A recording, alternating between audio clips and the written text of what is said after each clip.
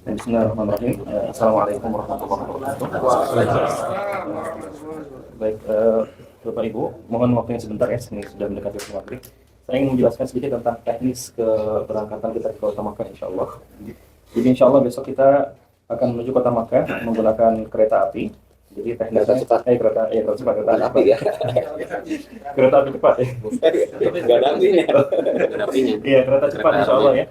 Dan mohon maaf, ini kereta cepatnya dibagi menjadi dua waktu. Ada yang 15.30, ada yang 15.50. Nah, jadi mohon maaf karena memang pemesanan kereta cepat ketika itu manual ya, kita nggak bisa grup dan hanya bisa dipesan per 10 orang. Jadi pas saya pesan 15.30, 10 orang pertama, mau pesan lagi 10 orang berikutnya sudah sold out semuanya. Ya, jadi di sisanya nanti di 15.50. Ya. Baik, kemudian untuk teknis check out besok insya Allah. Jadi mohon kepada Bapak Ibu jam 9 pagi koper besarnya sudah harus ready di depan kamarnya masing-masing. Ya, jam 9 pagi ya. Jadi sekali lagi paling lambat jam 9 pagi sudah ada di depan kamar masing-masing karena nanti akan diambil oleh porter untuk dibawa turun ke bawah. Kemudian koper kecil itu dibawa masing-masing naik kereta.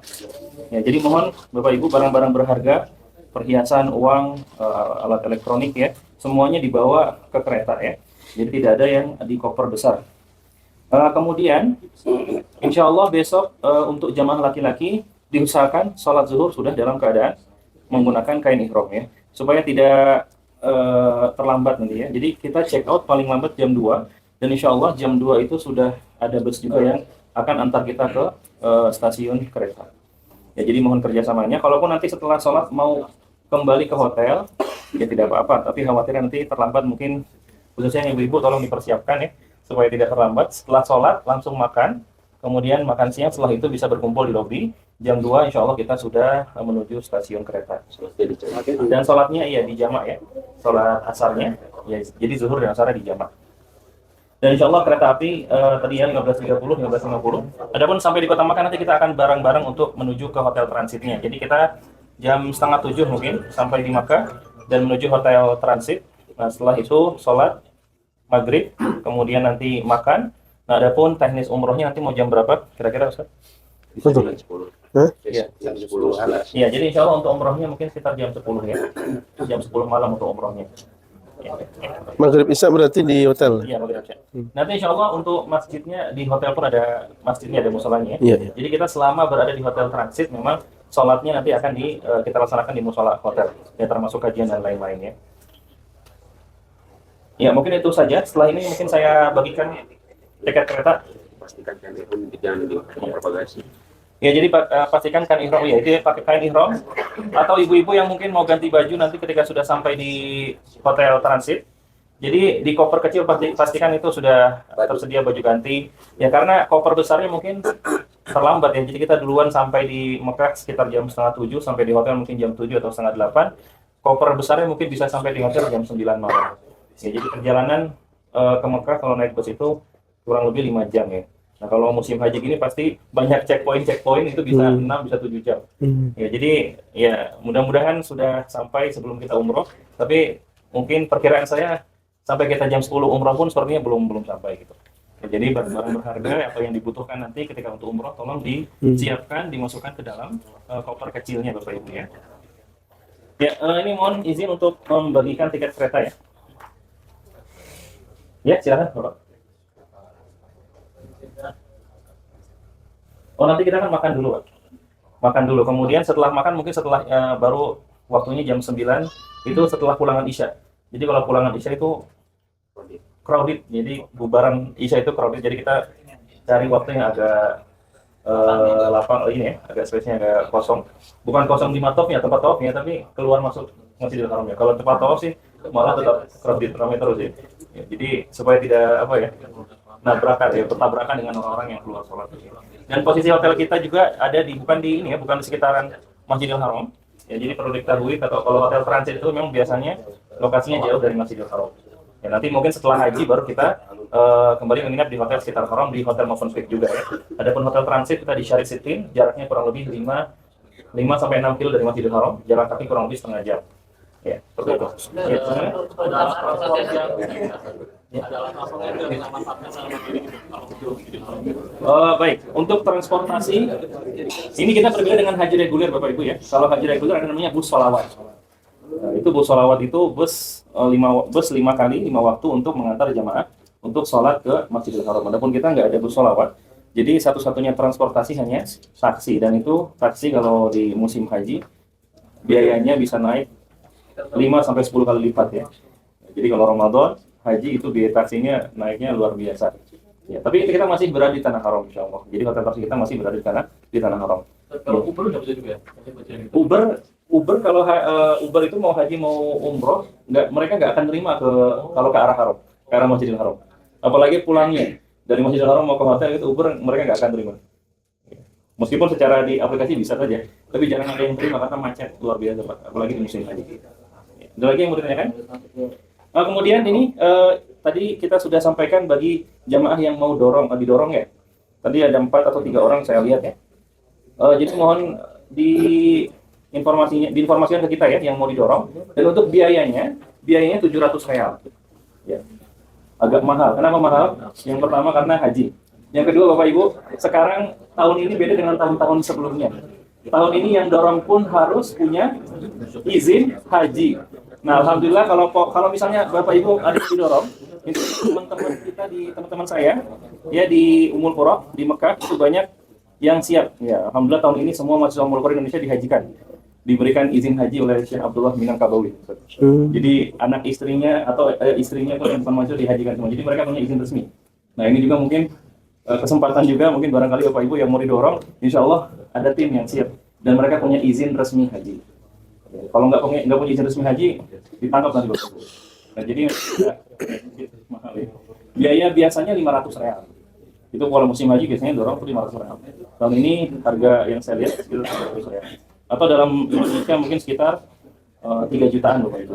Ya, jadi silahkan yang mau dorong, mohon malam ini paling lambat dikasih datanya ke kami supaya saya tidak mepet untuk mencari petugas dorongnya. Ya, jadi ini yang dorong mahasiswa insya Allah juga bisa sambil membimbing ya.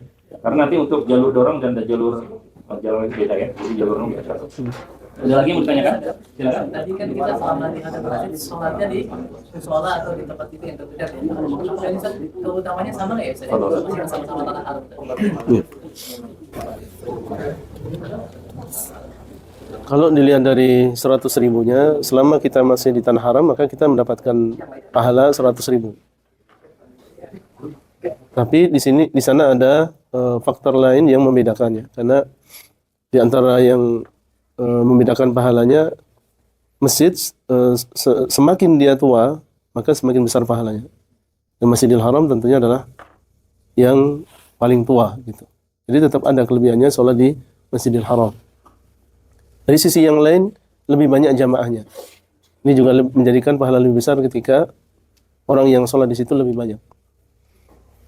Iya, jadi kalau ditanya tentang 100 ribunya sama. Di situ juga kita mendapatkan 100 ribu. Nah, Ustaz, boleh tanya lagi. Kalau kita itu ini masih boleh nggak naik bus sholawat? Misalkan kita cari bus stasiun yang buat hotel sholawat, misalkan jalan ke situ, nah dari situ naik itu masih boleh nggak kita?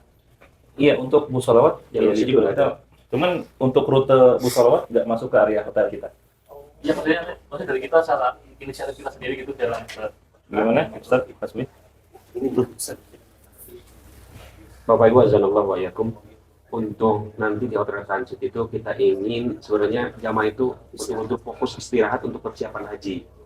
Adapun ketika ingin ke Masjidil Haram itu ketika maghrib, isya atau subuh. Kalau zuhur dengan asar, kita harapkan jamaah ini ada di hotel transit cuma gitu. Jangan terlalu diporsir karena yang paling utamanya itu nanti pas hajian. Jangan sampai ada yang sakit dan lain sebagainya. Itu kita harapkan gitu ya. Kita harapkan. Mungkin ini aja Ustaz, mungkin nggak perlu dijawab hari ini untuk ibu-ibu yang berhalangan yang menyusul umrohnya itu aja nanti disampaikan lagi. Ya nanti didata semua ibu-ibu yang berhalangan. Ketika nanti setelah selesai halangannya, silakan mandi besarnya. Setelah itu lapor ke kami, mau didampingi suaminya saja atau mau didampingi bareng mutolib atau kami jawab, bisa silakan.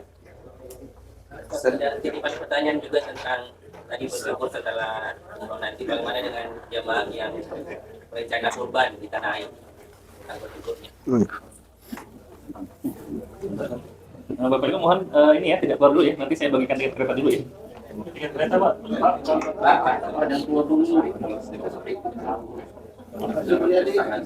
Baik, tes. Ya. Baik. Belum, Pak. Belum, sebentar, Pak. Ya, ini sekedar mengingatkan, kita sebentar lagi udah mau maghrib ya. Dan belum ada pengumuman. Tentunya untuk negara Indonesia besok tanggal 1. Tapi kalau Saudi belum. Tapi untuk jaga-jaga, antum kalau bisa sebelum maghrib ini udah bersih-bersih bagi yang ingin berkorban. Bagi yang ingin berkorban baik di Indonesia maupun di sini, sudah potong kuku, sudah potong rambut, ya. Karena sebagaimana kita tahu kalau memang kita ingin berkorban tanggal 10 ya sudah berlaku larangan itu. Bagaimana dengan orang yang umroh?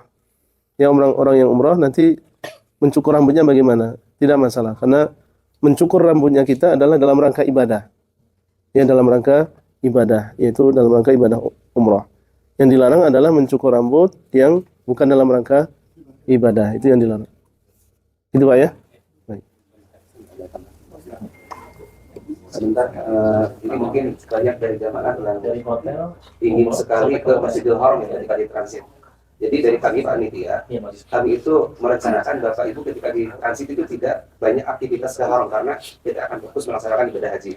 Yang kedua, kita ada agenda kajian setiap ba'da sholat insya Allah. Jadi mungkin kalau ke Haram nggak ketinggalan mungkin ada kajian terkait akidah atau yang lainnya ya. Jadi mohon ketika di transit semuanya tetap berada di area transit ya. Kecuali mungkin panitia ada agenda lain ya, mohon nanti itu tetap. Itu saja.